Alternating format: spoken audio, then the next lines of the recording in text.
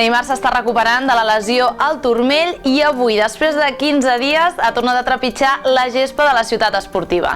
El jugador ha fet feina a banda dels seus companys, acompanyat del recuperador Juanjo Brau. Si está bien antes, va a jugar antes, o tiene chances de jugar antes, y si no está bien, no va a jugar. L'equip ha fet l'última sessió abans de rebre el València a la ciutat esportiva i Tata Martino ha proposat un joc que sembla que ha agradat molt als blaugrana.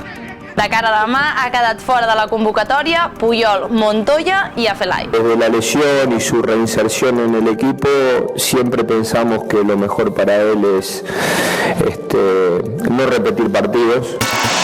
Demà Pizzi s'enfrontarà al Barça per primera vegada com a entrenador del València. No creo que ni su entrenador ni sus jugadores tengan más ambición de ganar el partido que las que tengo yo.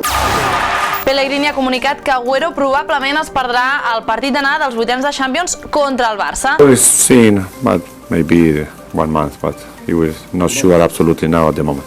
Yes, of course, it's very difficult because he's a top player for us. I avui el Manchester City també ha publicat la fotografia del mosaic que lluirà l'estadi.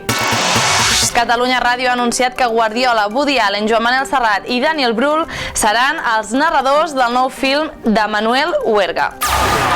Dani Alves avui no canta, però sí que balla. El jugador ha penjat aquest vídeo a l'Instagram des de la ciutat esportiva. Demà, com sempre, podreu seguir tota la prèvia del partit del Barça contra el València a la TEP.cat.